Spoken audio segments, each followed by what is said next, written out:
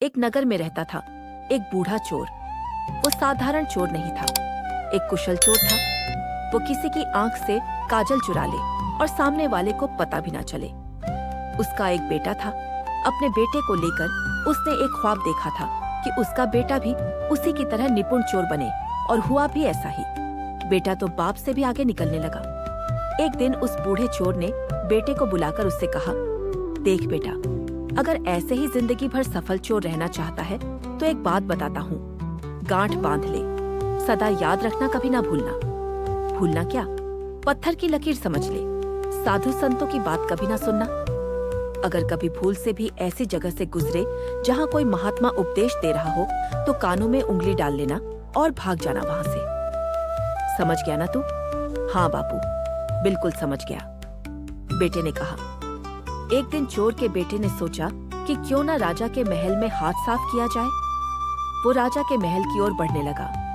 थोड़ी दूर गया ही था कि उसने देखा बहुत सारे लोग इकट्ठे खड़े हैं। उसने वहां से आते हुए एक आदमी से पूछा, उस स्थान पर इतने लोग क्यों इकट्ठा हैं? उस आदमी ने जवाब दिया, वहां एक महात्मा उपदेश दे रहे हैं। ये सुनकर चोर के बेटे का माथा ठनका।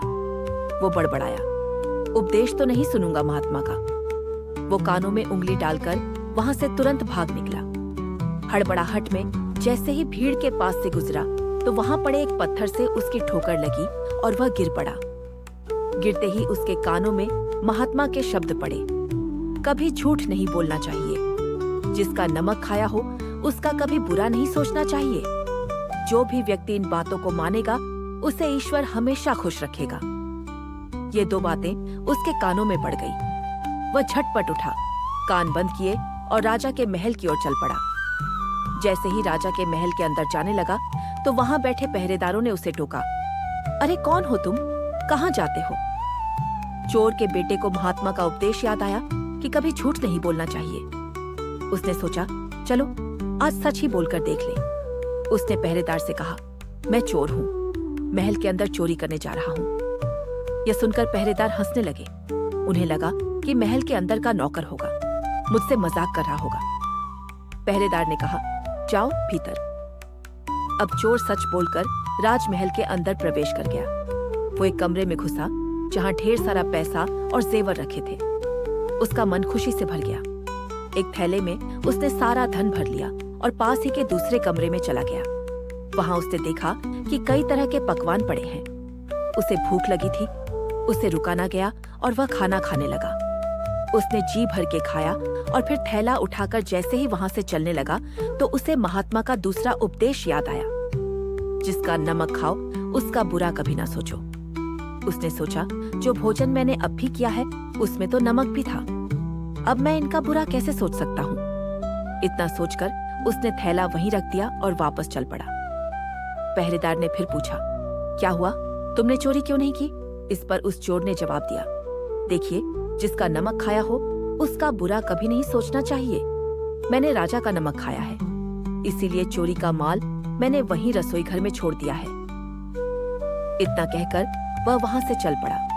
उधर रसोइया ने शोर मचा दिया, पकड़ो पकड़ो, चोर भागा जा रहा है। पहरेदार ने तुरंत चोर को पकड़ा और राजा के सामने उपस्थित कर दिया। राजा ने जब उस चोर से पूछा तो उसने सब बता दिया कि कैसे महात्मा के उपदेश के अनुसार पहरेदार के पूछने पर उसने सारा सच बताया था कि वह एक चोर है और चोरी करने आया है। चोर ने आगे कहा, राजन, मैंने आपका धन चुराया लेकिन आपका नमक भी खाया, इसीलिए महात्मा के उपदेश के अनुसार मैं आपका बुरा नहीं चाह सकता, तो मैंने वह धन वहीं रसोई घर में छोड़ दिया। राजा तो उसके ईमानदारी और सच्चाई भरे उत्तर से बहुत खुश हुआ और उससे अपने दरबार में नौकरी दे दी। जब वो चोर 2-4 दिन घर नहीं गया तो उसके पिता को चिंता हुई। वो उसकी खोज में निकला। उड़ते उड़ते खबर उसके कान तक पहुंची कि उसके बेटे को राजा ने नौकरी पर रख लिया है। चोर का पिता अचंभित हुआ कि भला ऐसे कैसे हो गया।